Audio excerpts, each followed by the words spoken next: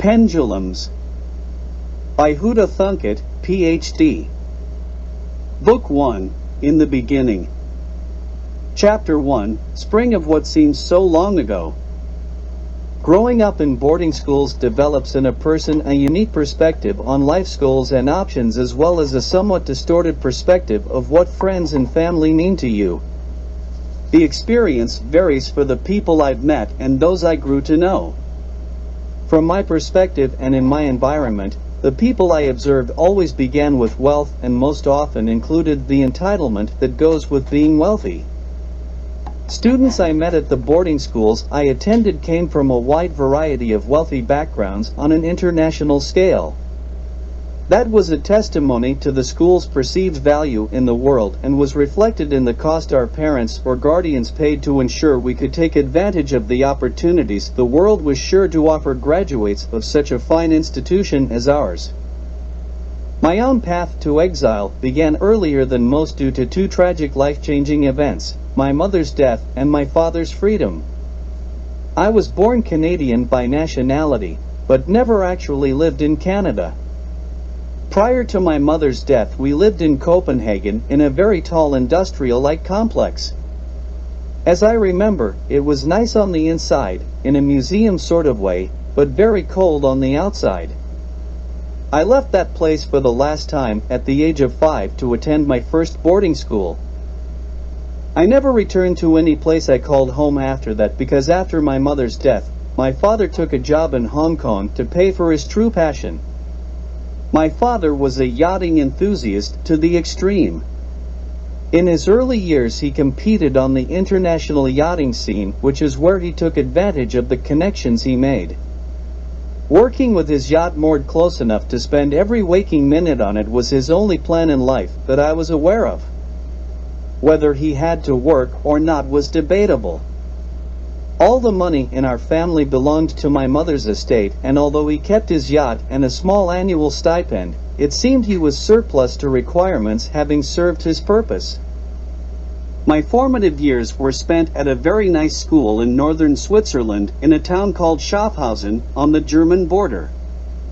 The winters were fantastic for all types of sporting events, and those of us who stayed for the summer grew to love the place even more, with its rugged terrain and hidden valleys between every hill. Apparently, Schaffhausen had been around for 1,000 years before I got there.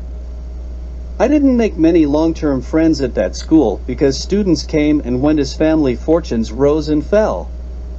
Additionally, the children of the wealthy and privileged, or royal and noble, tended to be a bit high-strung to say the least, and it was very difficult to develop any enduring friendships. One friend I did make during those years in Switzerland was Juan Pedro. His family fortunes rose and fell in spectacular fashion by changing the politics of his entire country. People chanted his father's name in the streets after the revolution, and he was naturally the first president of the new republic. As time passed, he grew more comfortable in his role as an icon for the revolution and the rewards such notoriety made available to him. I think it was about that time Juan arrived at the school, and in fact in the same dormitory as I was in. I liked Juan right from the start because he didn't come from old money. He came from new money. This meant he didn't know how the privileged were supposed to behave. While his family was rapidly gaining experience with the behavior of the privileged class, Juan's education of privileged behavior was being deprived. At school, life was orderly, and goals had to be achieved. Eventually, Juan's family felt they were more privileged than the rest of the country perceived them to be. A hasty vacation on the family plane found them 5 countries away at a relative's jungle retreat. I said farewell to Juan that weekend, and he was whisked away to follow his jungle path through a series of connections and transfers. We could not exchange addresses, but we did exchange a hollow promise to meet up again someday. Preferably after one of us has changed the world. Juan said. During these formative years, my encounters with my father were limited to holidays such as Christmas and intermittent short summer vacations that were always in warm weather climates near the water. The port would have lots of nightlife and plenty of yachts around. That may sound like a lot of fun, but for someone of my age, there was no nightlife and not a lot of excitement. Eventually, I didn't miss going on holiday with my father at all. My father's indifference and my mother's bequest allowed me to choose my own educational options as I grew older, as long as I achieved the targets and goals of their expectations, should anyone bother to check. Therefore, when I was old enough, I made my way to Ridgeway School in Scotland. The location placed it well among the esteemed Scottish institutions of higher learning as well as a great base for adventure and escape. This is where I met my lifelong friends. It seems I owe my Uncle David, on my mother's side, a thank you for the opportunity to enter Ridgeway.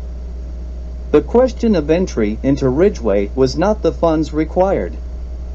The screening of the candidates for both their academic achievements and more importantly for what their name could do for the school was far more crucial. The right reference was the best defense. Whatever influence Uncle David wielded seemed to be enough to get me in the door. Whatever that influence was, it served me well as it gave me the opportunity to meet the friends I made in the years to come. Others in my sphere of influence had more specific demands made upon them than I did. One of my best friends at Ridgeway was Ian.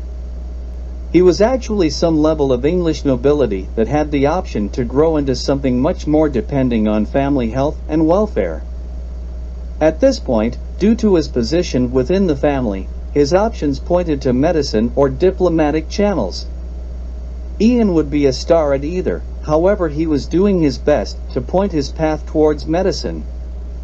Many people claim to be interested in benefiting all of mankind, but very few put any effort into it and probably don't have much to offer anyway. Ian was the exception. Ian had the look that the German-bred British royals all had. His blonde hair and blue eyes also came with a bit of a sour look. Most of his family had this trait, and I always thought when I saw them in pictures that they must be smelling something the others weren't. Ian would say his oldest sister and could turn milk sour just by looking at it. Throw in a couple Habsburg chins, the odd glacial forehead, and an abundant supply of teeth that Rocky the squirrel would be proud of, and that's Ian's family portrait. He led our group's study sessions. These usually just included the night before the exam and a great set of condensed notes. His attitude was everyone gets over the fence and no man is left behind. That was his position on all team events, and that's what motivated us to be prepared. More than anything else we were prepared because nobody wanted to let Ian down. We were all reasonably smart people, so achieving the milestones of this academic world were not really a serious challenge. Ian's mind was more than just a memory bank of data, and he was always thinking on at least the next level. You might call him a forward thinker. He knew what he wanted to do in life and planned to get there as fast as he could so the real work could begin. Although he was christened as a Protestant, he was not religious at all. In fact, he had a distaste for all religions that accumulated the wealth of their subjects to buy golden trinkets. That could be the definition of royalty also, but not here. His younger brother Richard was less respected by the group. Although he was a student at the school, he was not in our age group for assignments or even excursions. Richard did, however, make his presence known from time to time because he shared a room with Ian. It seemed Richard's options in the family succession plan were directed toward the clergy, and that suited him just fine. He was the definitive rat bastard of the school, turning anyone in for any crime as long as it moved him a step closer to his goals. Languages were Richard's forte, especially dead languages, because these held the secrets to many great treasures of knowledge as well as wealth. He regretted being a Protestant rather than a Catholic, because the Catholics had infinitely more ancient texts with more ancient secrets. Also, as a Protestant he couldn't be Pope. Richard was not the type of person you would want to have witness any of your indiscretions, because his silence would not come cheap. I can't imagine anyone crazy enough to confide anything to him, but he had his devious ways. You couldn't take the good without the bad, because for those of us who were generally left to their own devices on special occasions such as Christmas, Easter, and summer vacations, it was important to stay on their good side. An invitation to one of their estates for the summer or Christmas was a hotly contested ticket all year long. Perhaps my closest friend was Gordon Zola. Gordon was the type of friend you usually got into trouble with. He had a mischievous side that always struck a chord with me, and he was also a willing ally when the idea or scheme was mine. But honestly, who in their right mind would name their child after the foulest of all cheeses? In his parents' defense, Gordon comes from his name is Corridon Zola, and it only gets changed to Gordon when he's in English-speaking countries. His father, Count Laszlo Zola, inherited the title and money from his family. The family owns a small casino somewhere on the French Riviera, but that's not where they originate from. The Zola roots reach back in Hungarian history. Count Laszlo operates the family casino and manages several independent casinos along the coast. The Count is a security expert with incredible security systems and knowledge of the criminal element, at least on the Riviera. We could have called him Gordy or Gordo or Stinky, but instead I chose Cheesy, and it stuck. Cheesy had an eidetic memory, an ability to recall text and images from memory after just a brief look. He could memorize anything in barely a blink. Test scores were nothing for him to master, and you could almost see him reading documents in his mind looking for the answers during the test. Cheesy taught me that academic final tests were always predicable. They have limited source material and they are going to focus on the big money items. Forget about the low-lying fruit. That's for interim tests. His graduation goal was to go, in disguise, to his father's casino and break the bank by counting cards. The counting skill was easily mastered, but the deception tended to be somewhat more difficult as his father was always paranoid. That was why security was his forte. Cheesy had a darker look about him with his shoulder-length raven hair and a swarthy complexion. In fact, this was the look of his entire family, including his sisters. He was just spending time at school collecting awards and diplomas while trying to decide what he wanted to do to keep his life exciting. He assumed he would eventually inherit the family casino because he was the oldest, but his father continued to add to the flock every year or two, diluting the future fortunes. Out of all of us, Cheesy was definitely the thrill seeker. It was his role to manage our off-campus procurement crew that consisted of a number of local fools and idiots who could procure a wee dram for us for some cobby wobblers or dasky narcos, albeit for grossly inflated prices. Cheesy would then send out the call with a coded message for a group of us to meet in one of our favorite remote locations in the woods to consume our ill-gotten booty. We never knew who was going to show up or the route we had to take, but it would always be a challenge to get there in time and past school security. The school had decent security to protect the important children in residence from various incidents, many of which were self-inflicted, but some through terrorism at home. Mr. Halpern ran the school security, and although not extremely diligent, he was beyond reproach. He worshipped Ms. Davis-Smythe, the headmistress, so bribing him was out of the question. However, tricking him was not. Cheesy loved to trick Mr. Halpern when he was ignoring his job trying to ingratiate himself to a board member or Miss Davis-Smythe. The more awkward the result, the better. The security forces of the special students were a slightly different story. As long as you were not involving their charges, they turned a blind eye or could be persuaded to turn a blind eye. Roly-poly Prince Albert had a staff of 3 security agents assigned to him. I told Cheesy it was just to guard his chocolate. With this taken into consideration, Cheesy would guide us through the security screen of everyone involved in this particular outing. He made a lot of points with the other residents by occasionally including one of the wealthy heirs or royal offspring who could do him a favor at a later date. They never escaped their security, and the journey could be their first semi-independent move in their entire young lives. For this they were usually grateful to Cheesy, especially if it was a success. There was only one American at the school, Richard Kennedy Wadden III. Of course, we called him Dickwad when we were not happy with him, but generally just Dick. He was the tallest person in the school, including all the staff, and was extremely fit. Every day he would spend as much time on physical fitness as he would on schoolwork, and this gave him an almost chiseled look. Dick loved to embarrass the gym teacher, Mr. Colburn, who was grossly overweight. He would ask Mr. Colburn's advice about nutrition, exercise, or sports in front of the class.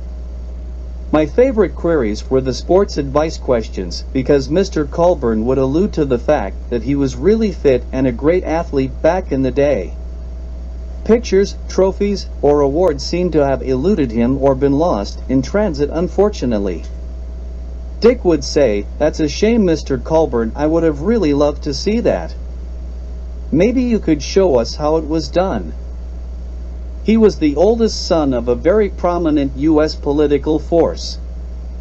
His father, the Honorable Dickwad Jr., was the governor of Oregon with aspirations for the White House. Dick's grandfather, the Honorable Dickwad Sr., had been the military chief of staff under an earlier U.S. president from Texas. The big money in the Wadden vaults came from pipelines and Texas oil. That would prove to be important to us all in the future. I never heard Dick talk about religion, and I don't think it played any role in his day, which was split between exercise and study. His body was his temple, and his grandfather was his god. Dick's options were clear. The day he was old enough to go to West Point, he would be on a plane to the States. In the meantime, he was going to treat us like his squad. Any sporting event or fitness challenge we had, he was the team captain. His strategy was always the same: pound them into the ground. I had a lot of other acquaintances at school, and most other students knew me, but this was my core group and the people I would come to rely on in the future. The school took us on lots of excursions to the local sites. Edinburgh Old Town was full of steep streets and historic monuments everywhere, like St. Giles Cathedral, Holyrood House Palace, and Edinburgh Castle at the top of the hill. We would have liked to visit the pubs, but unfortunately, they were never on the excursion list. One of Cheesy's favorite places to visit was Arthur's Seat, because you could see all of Edinburgh from atop it, and he said it made him feel like he was the king of all he could see.